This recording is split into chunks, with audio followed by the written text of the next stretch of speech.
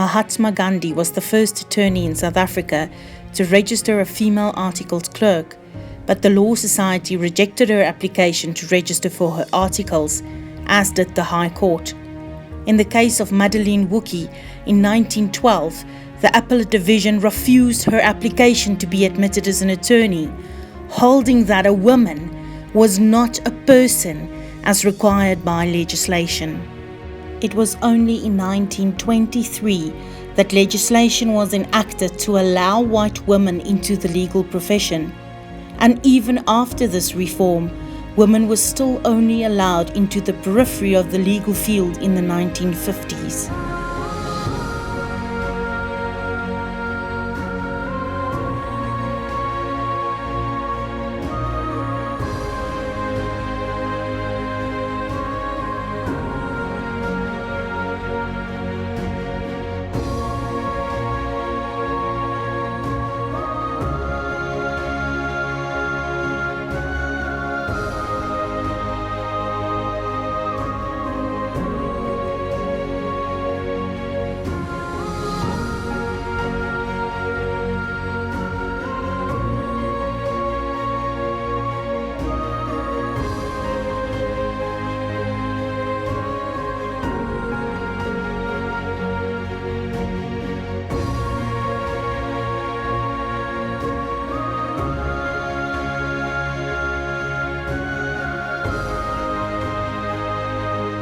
Helen Suzman was elected to the House of Assembly in 1953 as a member of the United Party for the Houghton constituency in Johannesburg. Suzman and 11 other Liberal members of the United Party broke away to form the Progressive Party in 1959. At the 1961 general election, all the other Progressive MPs lost their seats, leaving Suzman as the sole parliamentarian opposed to apartheid for 13 years from 1961 to 1974. Lillian Ngoyi is elected president of the ANC Women's League. Ngoyi was known as a strong orator and a fiery inspiration to many of her colleagues in the ANC. She was arrested in 1956, spent 71 days in solitary confinement, and was for a period of 11 years placed under severe bans and restrictions that often confined her to her home in Orlando, Soweto.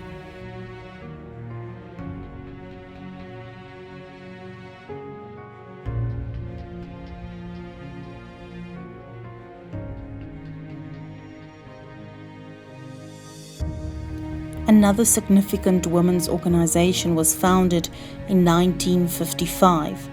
Black Sash was an organization of white women who protested against changes in the Constitution that removed the right of colored people to vote. They later became active in providing support to people who are arrested for violations of past laws and to communities faced with forced removals. Patricia Jobudwane becomes the youngest black woman to enroll at a university when she enrolls at the University of Fort Hare for a BSc in medicine at age 14.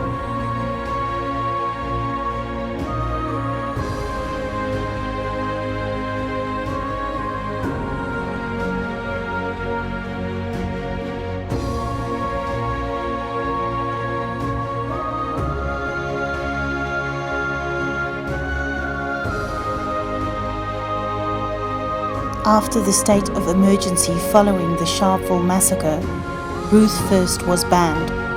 In 1963, she spent 117 days in solitary confinement, making her the first white woman to be detained under the 90-day detention law.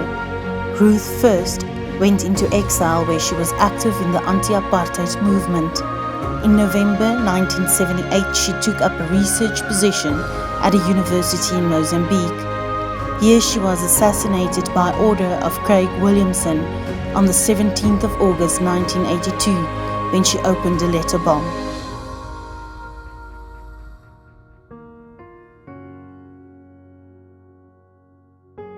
Liberation of women is a fundamental necessity for our revolution, a guarantee of its continuity and a precondition for its victory.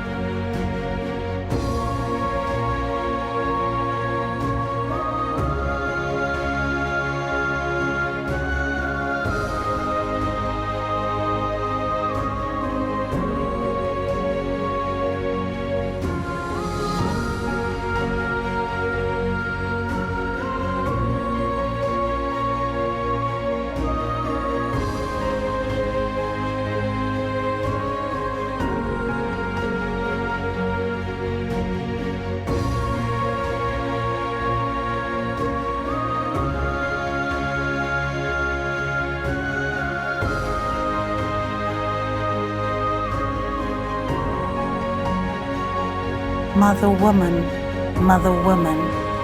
walk and raise your fist. Affirm your desire to be free. You are soil, you are sap, you are strength, you are work, thus you are life. Mother woman, the revolution is you.